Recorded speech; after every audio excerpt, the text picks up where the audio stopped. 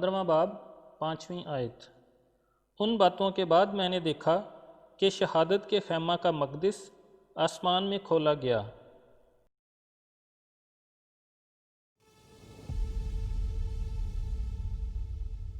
یوحنا رسول ان شہیدوں کا گیت بڑی دلچسپی سے سن رہا تھا جو بربطوں پر موسیٰ اور برہ کا گیت گا رہے تھے کہ اچانک یوحنا کی توجہ آسمانی مقدس کی طرف کھینچی گئی۔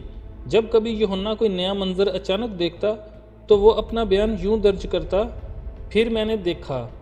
یہ فقرہ ہمیشہ ڈرامائی انداز میں کسی نئی چیز کے آنے کا اشارہ کرتا ہے جو پہلے منظر سے بالکل مختلف ہوتا ہے۔ اس کا مطلب یہ بھی ہوتا ہے کہ خدا پرانے منظر کا مکاشفہ اب ختم کرتا ہے اور یوحنا کو ایک نئی چیز کا یا نئے واقعہ کا مکاشفہ دیا جا رہا ہے۔ پس یوحنا دیکھتا ہے کہ شہادت کے خیمہ کا مقدس آسمان میں کھولا گیا۔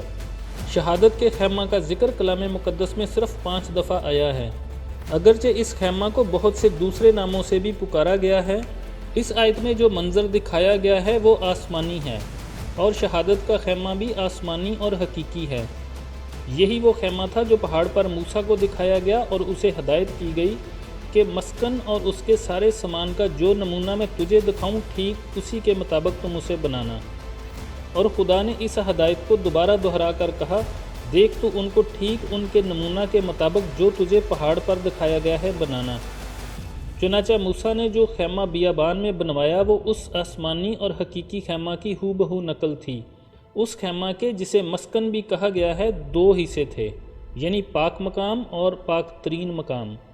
پاک ترین مقام میں عہد کا صندوق رکھا گیا تھا، اور اس عہد کے صندوق میں چونکہ شہادت کی 2 لوحیں رکھی تھیں جن پر 10 احکام لکھے تھے، اس لیے اس خیمہ کو شہادت کا خیمہ کہتے تھے۔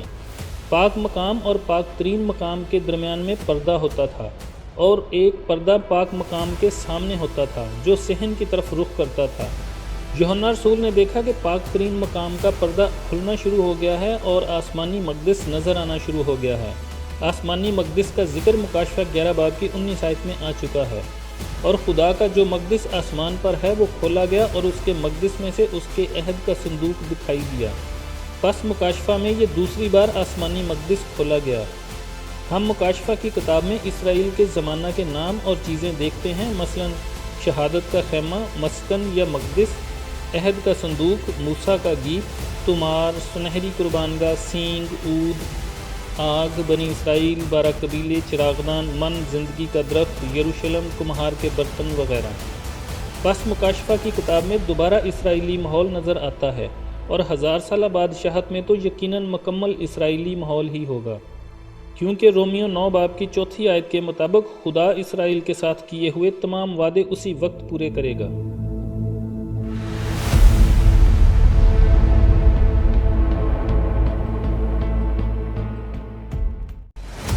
پھر اس نے مجھ سے کہا، اس کتاب کی نبوت کی باتوں کو پوشیدہ نہ رکھ، کیونکہ وقت نزدیک ہے۔